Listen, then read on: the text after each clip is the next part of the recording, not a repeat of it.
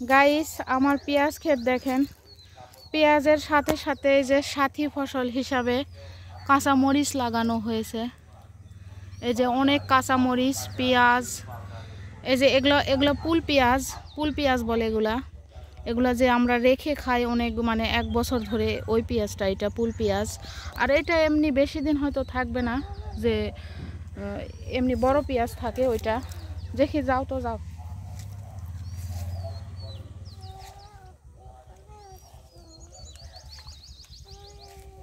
এই যে দেখেন পেঁয়াজের গ্রোথ দেখেন, অনেক বড় বড়, ক্যামেরাতে বোঝা যাচ্ছে না। দেখি একটা পেঁয়াজ তোলো তো, কত বড় হয়েছে দেখি। ওয়াও, আরো কয়েকদিন থাকবে, মানে 15-20 দিন তো থাকবেই জমিতে।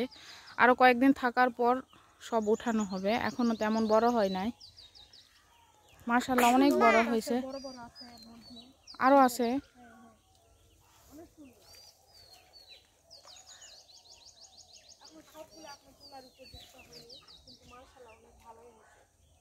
এই যে অনেকে যে পানি দেওয়া হয়েছে দেখেন, সেচ দেওয়া হয়েছে। দেখি, এই যে দেখেন অনেক সুন্দর মাশাআল্লাহ গ্রোথ দেখেন পেঁয়াজের। দেখি, ওয়াও ওয়াও, কত বড় দেখেন, ক্যামেরাতে বোঝা যাচ্ছে না কিন্তু অনেক বড়। একটা মনে হচ্ছে যে 200 গ্রামের মতো হবে যদি পরিপক্ক হয় একবারে। 200 গ্রাম তো একটা হবেই, এত বড় হয়েছে মাশাআল্লাহ। আর একটাই ধরছে, কত সুন্দর তাই না? নিজের ক্ষেতের, এই যে তাও আবার নিজের হাতে লাগানো। নাও, এটা নাও। এই যে সাথী ফসল, কাঁচামরিচে ফুল আসছে দেখেন। এই যে মাশাআল্লাহ অনেক পেঁয়াজ হবে। এই যে এই পাশে এটা পুল পেঁয়াজ বলে, পুল পেঁয়াজ। এই যে মাঝখানে রসুনের গাছ আছে, ও পাশে চায়না রসুন আছে।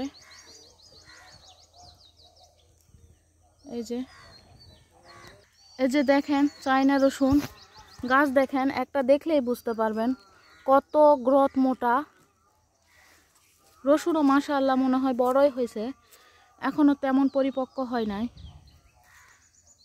এই যে দেখেন রসুনের গাছ, এগুলো সব চায়না রসুন।